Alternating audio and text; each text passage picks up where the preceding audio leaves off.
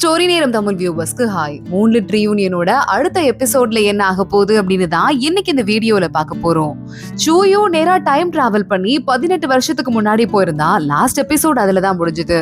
இந்த எபிசோட்ல அவன் வீட்டு வாசல்லே அவன் நிக்கிறான். சூயு டோரை ஓபன் பண்ணிட்டு நேரா உள்ள போனா அவனோட வீடு. அங்க உள்ள போறவனுக்கு தலையே அப்படியே உடையிற மாதிரி இருக்கு. ஏன்னா அவங்க அம்மா இறந்து போய் அங்க கிடக்குறாங்க. சூயு நேரா அவங்க அம்மா கையை பிடிச்சிட்டு அம்மா அப்படின்னு சொல்லிட்டு இருக்க. லேசா உடம்புல அப்படியே அசைவு தெரியுது. இவங்க கொஞ்ச நேரம் பார்த்ததுமே டக்குன்னு கையை விட்டுட்டு இறந்து போயிடுறாங்க. சூயு பயந்து போயிடுறான், அழ ஆரம்பிக்கிறான். பின்னாடி திரும்பி பார்த்தா குட்டி சூயு அங்க நின்னுட்டு இருக்கான். நீ யாரு, எதுக்காக இங்க வந்திருக்க, உனக்கு என்ன வேணும், எங்க அம்மாக்கு என்ன ஆச்சு அப்படின்னு கேள்வி மேல கேள்வி கேட்கிறான். சூயு வேகமா அவன் கையை பிடிச்சிட்டு இல்ல ஒன்னும் இல்ல அப்படின்னு அவன் அங்க இருந்து வெளியே கூட்டு போறான். ஏன்னா இப்ப போயிட்டு நேரா ஊஷாவை காப்பாத்தணும்ல. அங்க ஊஷா நல்ல நெருப்புக்கு நடுவுல மாட்டிட்டு இருக்கா. அங்க இருந்து தள்ளி போறதுக்கு ட்ரை பண்ணிட்டு இருக்கா. ஆனா அவளுக்கு ரொம்ப பயமா இருக்கு. எங்க யார் போனாங்கன்னு தெரியல. ஆனா அந்த நேரம்னு பார்த்து நம்ம சூயு வரதுக்குள்ள அந்த நெகட்டிவ் சாத்தான் ஆத்மா இருக்குல்ல, அது நேரா அதோட பகுதி நம்ம ஊஷாக்குள்ள போயிடுது. ஊஷா அங்கேயே மயங்கி விழுந்துடுறா. அப்ப அவ மயங்கி இருக்கும் போது அவளை காப்பாத்துறதுக்காக பூனை கடவுள் வர நேரமும் வந்துருது. சூயு குட்டி சூயு ஒளிஞ்சு நின்னு பாத்துட்டு இருக்கா. நம்ம பெரிய சூயுவும் அங்க வந்துடுறான். அங்க பார்த்தா பூனை கடவுள் பூனையா வராரு. திடீர்னு மனுஷ உருவத்துக்கு மாறிடுறாரு. நீ யாரு அப்படின்னு பெரிய சூயுவை பார்த்து கேக்குறாரு. குட்டி சூயு பாக்குறான். நேரா நம்ம பெரிய சூயுவோட கையை பிடிச்சிட்டு அப்பா உங்களுக்கு என்ன ஆச்சு அப்படின்னு கேட்க ஆரம்பிக்கிறான். சூயுக்கு இப்பதான் எல்லாமே ஞாபகம் வருது. இத்தனை வருஷம் அவனுக்கு அந்த ஆக்சிடென்ட்க்கு அப்புறமா அவனோட அப்பா முகம் அவனுக்கு ஞாபகமே இல்ல. இப்பதான் அங்க பூனை கடவுளா இருக்குது தன்னோட அப்பா தான். இப்பதான் எனக்கு எல்லாமே ஞாபகம் வருது அப்படின்னு சூயு யோசிக்க ஆரம்பிக்கிறான். அவன் ஒரு மாதிரி ஒரு குழப்பத்துல இருக்கும் போதே சூயுவோட அப்பா பார்த்துட்டே இருக்காரு. சூயுக்கு ஒன்னும் புரியல. அங்க என்ன நடக்குது நமக்கு காட்டல. இங்க பார்த்தா நம்ம ஊஷா ஏஞ்சிட்றா. இந்த பிரசன்ட் டைம்ல ஏஞ்சிட்டு பாக்குறா. அவளுக்கு எல்லாமே ஞாபகம் வந்துருது. உடம்பு நல்லா கம்ப்ளீட்டா குணமான மாதிரி இருக்கு. ஊஷா ஏஞ்சி வெளியே வர அவளுக்காக வெயிட் பண்ணிட்டு நம்ம ஹூஷு வெளியே உட்காந்துட்டு இருக்கா. மேடம் நீங்க வந்துட்டீங்களா அப்படின்னு பாத்துட்டு இருக்கா. ஜியாங்கும் பாக்குறான். சீனியர் கிட்ட நேரா கூட்டு போயிடுறான். அங்க 5th சீனியர் ஊஷாவோட பாடியை செக் பண்றாரு. உடம்பு கம்ப்ளீட்டா நல்லா ஆயிடுச்சு, எந்த பிரச்சனையும் இல்ல அப்படின்னு சொல்லிடுறாரு. ஊஷாக்கே கொஞ்சம் கன்ஃபியூசிங்கா தான் இருக்கு. சூயு எங்க அப்படின்னு கேக்குறா. ஆனா மத்தவங்க எல்லாம் யாரும் சூயுவை பத்தி போட்டு கொடுக்குற மாதிரி இல்ல. நீங்க 2 பேரும் டிவோர்ஸ் பண்ணிட்டீங்களா, அதனால ஏஞ்சதுக்கு அப்புறம் ஒருத்தங்க பாத்துக்கிட்டா ஆக்வர்டா இருக்கும்னு சொல்லிட்டு அவர் இங்க இருந்து கிளம்பிட்டாருன்னு சொல்ல ஊஷா பாக்குறா. சரி ஓகே அப்படின்னு சொல்லிட்டு மறுபடியும் அங்க இருந்து கிளம்ப ஆரம்பிக்கிறா. சூயுவோட பிளேஸ்க்கு ஒரு தடவை வரா. அந்த இடத்துக்கு வரும்போது அங்க சீனியர் ஒருத்தர் வராரு. இது நாங்க யாருக்கும் கொடுக்க கூடாது, ஆனா வந்துட்டு நீ சூயுவோட ஒய்ஃப் அப்படிங்கறதால இது உனக்கு ஹெல்ப் பண்ணும் அப்படிங்கிற காரணத்துக்காக இந்த ஒரு முக்கியமான பொக்கிஷம் அது எங்களோடது, இதை கொடுக்குறேன்னு சொல்ல ஊஷா தேங்க்ஸ் அப்படின்னு சொல்லிட்டு அங்க இருந்து வெளியே வரா. நேரா சூயுவோட ரூம்க்கு வந்து இந்த குட்டி பொம்மை இருந்ததுல அதை எடுத்து பத்திரமா வச்சுக்கிறா. இங்க ஜியாங் கிட்ட ஹூஷு பாய் சொல்லிட்டு இருக்கா, நான் போயிட்டு வரேன் அப்படின்னு. அப்போ ஜியாங் பாக்குறான். நான் உனக்கு ஒரு கிஃப்ட் வச்சிட்டு இருக்கேன் அப்படின்னு ஒரு குட்டி ஆத்மா. அந்த ஆத்மா தங்க கட்டி மாதிரி சின்னதா இருக்கு. அதை கொடுக்குறான். அந்த ஆத்மா திடீர்னு உயிர் வந்து நேரா ஊஷா எங்க இருக்காலோ அந்த இடத்துக்குள்ள ஓட ஆரம்பிக்க ஊஷா அதை புடிச்சு வைக்கிறா. ஹூஷுட்ட கொடுத்துடுறா, பத்திரமா வச்சுக்கோ அப்படின்னு. ஜியாங் திரும்பி பார்த்துட்டு சோகமா ஹூஷுவை பார்த்துட்டு இருக்கான். பாய் சொல்லிட்டு ஊஷாவும் ஹூஷுவும் அங்க இருந்து கிளம்பிடுறாங்க. இங்க ஆனா அவங்க 2 பேரும் கிளம்புனதும் சீக்கிரட்டா இந்த லீடர் இருக்காருல, புது லீடர், அவர் நேரா ஒரு சீக்ரெட் ரூம்க்கு போறாரு. அங்க ரொம்ப உடம்பு முடியாம நம்ம சூயு படுத்த படுக்கையா இருந்துட்டு இருக்கான். அவனுக்கு ரொம்ப உடம்பு முடியாம போயிடுச்சு போல. இங்க ஊருக்குள்ள பாம்பு பிடிக்கிற ஒரு ஆள் வந்து பாம்பு தொல்லை அதிகமாயிட்டே இருக்கு, யாருக்கெல்லாம் வேணுமோ பாம்பை துரத்தி விடுற இந்த மருந்தை வாங்கிக்கோங்க, வீட்டு பக்கத்தே வராது அப்படின்னு சொல்ல, அப்படியா மருந்து கொடுங்க, பாம்பு பயம் எங்களுக்கும் இருக்கு அப்படின்னு சொல்லிட்டு ஆளுக்கு போட்டி போட்டு மருந்தை வாங்குறாங்க. இங்க ஹோட்டல்லயே மெய்சி உட்கார்ந்து குடிச்சிட்டே இருக்கான்ல, அவன் காதுல இந்த சத்தம் விழுது. பாம்புக்காக ஊரே மருந்து வாங்குது, இந்த கவர்மெண்டே வாங்கி நிறைய பேருக்கு வந்து மருந்து போட்டுட்டு இருக்காங்க அப்படின்னு சொல்ல ஆரம்பிக்க கரெக்டா நம்ம மெய்சிக்கு ஏதோ ஒண்ணு தப்பா பட ஆரம்பிக்குது. இங்க பார்த்தா நம்ம தாய்ஷா வண்டிக்குள்ள வந்துட்டு இருக்கா. அந்த பாம்பு மருந்து பட்டதுமே அவளுக்கு ரொம்ப உடம்பு முடியாம போகுது. சீக்கிரம் வண்டியை நிறுத்தாத, சீக்கிரமா கிளம்பி வீட்டுக்கு போங்க அப்படின்னு கத்த ஆரம்பிக்கிறா. ஆனா அப்பன்னு பார்த்து அவளோட பாம்பு வால் வர ஆரம்பிச்சு அவளோட வண்டிக்குள்ள இருந்து அந்த பாம்பு வால் வர வேலைக்கார பொண்ணுங்க வண்டிக்குள்ள பாம்பு இருக்குன்னு கத்திட்டு கீழே இறங்கிடுறாங்க. ஊர்ல இருந்து ஃபுல்லா மக்கள் எல்லாம் வந்துடுறாங்க. வண்டிக்குள்ள பாம்பு இருக்கு, எங்க மேடம் உள்ள இருக்காங்க, காப்பாத்துங்கன்னு சொல்ல யார் மேல ஏறுறதுன்னு பயந்துட்டு ஆளுக்கு வெயிட் பண்றாங்க. வரவங்களை அட்டாக் பண்றதுக்கு தாய்ஷா ஒரு பக்கம் ரெடியா இருக்க. உள்ள வரது பார்த்தா நம்ம மெய்சி தான். வேகமா உள்ள வரா.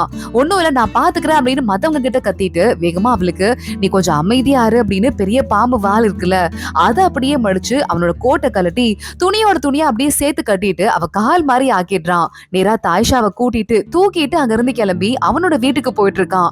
எல்லாரும் என்னது இது இவங்க 2 பேரும் ஒண்ணு சேர்ந்துட்டாங்களான்னு பாத்துட்டு இருக்க மெய்சி அதெல்லாம் எதையும் காதுல வாங்கிக்காம நேரா வீட்டுக்குள்ள கொண்டு போறான். ஷுவானை கூப்பிடுறான். இப்ப இங்க பாருங்க தாத்தா என்ன ஆச்சுன்னு தெரியல வந்து பாருங்கன்னு சொல்ல ஷுவான் செக் பண்றான். இவளுக்கு ரொம்ப உடம்பு முடியல போலயே அப்படின்னு சொல்லிட்டு நல்ல வேலை நான் வெளியே போகல அதனால எனக்கு ஒண்ணும் ஆகல போய் தண்ணி எடுத்துட்டு வா அப்படின்னு சொல்ல உடனே நான் போய் தண்ணி எடுத்துட்டு வரேன் மெய்சி அங்க இருந்து கிளம்புறான். தாய்ஷாக்கு ஒரு மாதிரி ஆயிடுது. ரொம்ப இமோஷனலா உட்காந்துட்டு இருக்கா. இங்க மெய்சி வெளியே வரும்போது 2 பேருக்கும் ஜோடி செட் ஆயிடும் போல இந்த தடவை அப்படின்னு வேலைக்காரங்க எல்லாம் பேசிட்டு இருக்காங்க. மெய்சி அதை காதுல வாங்கிக்காம அமைதியா உள்ள வந்துடுறான். தாய்ஷாக்கு கையை காலெல்லாம் தொடச்சு விட்டு அவளை மறுபடியும் சரி பண்ணிக்கிட்டு இருக்கான். என்னை காப்பாத்துனதுக்கு தேங்க்ஸ் அப்படின்னு தாய்ஷா சொல்றா.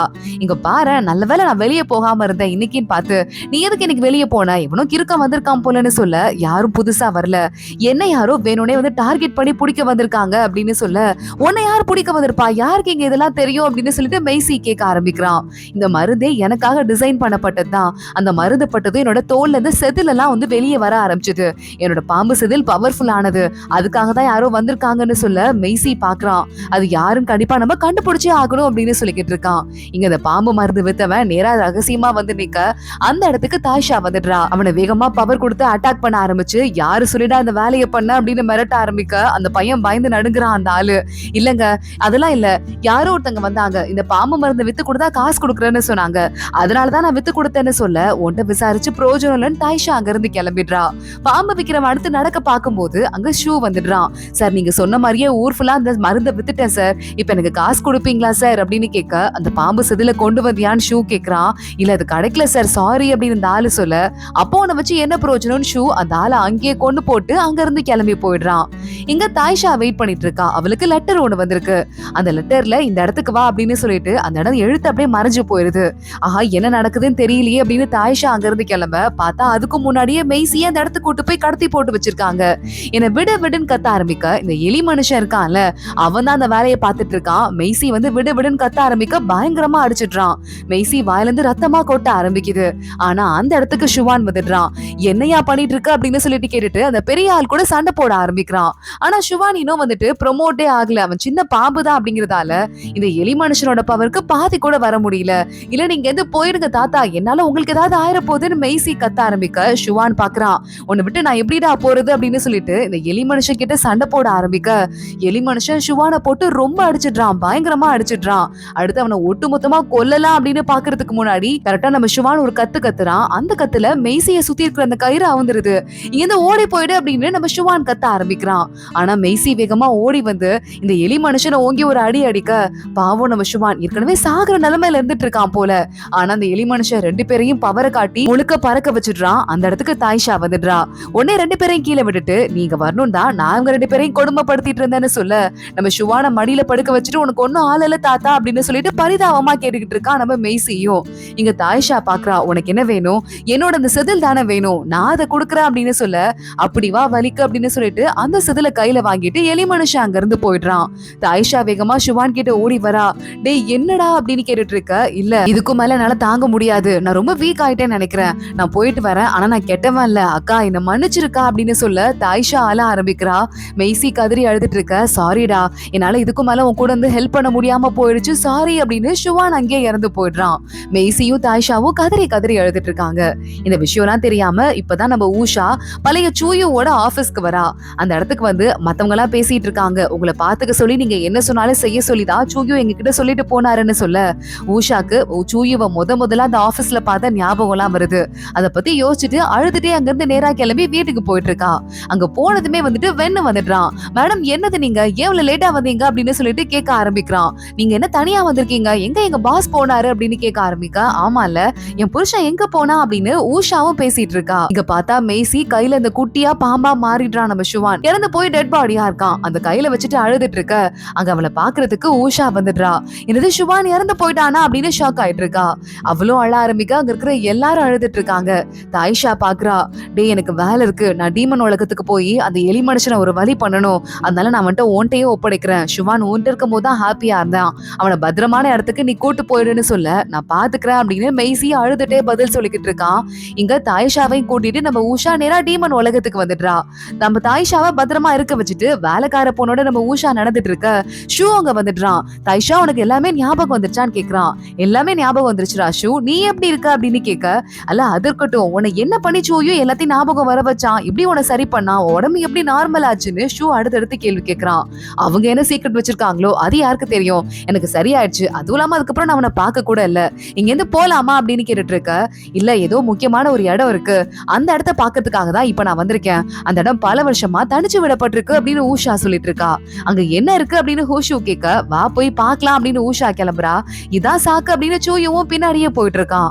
அங்க நம்ம ஊஷா அவளோட ரத்தத்தை வச்சுதான் அந்த கேட்டையே ஓபன் பண்றா. பல வருஷமா மூடி இருக்க இடம், ஆனா அங்க உள்ள பார்த்தா பெரிய சாத்தான் சக்தி இருந்ததுக்கான அடையாளமே இல்ல.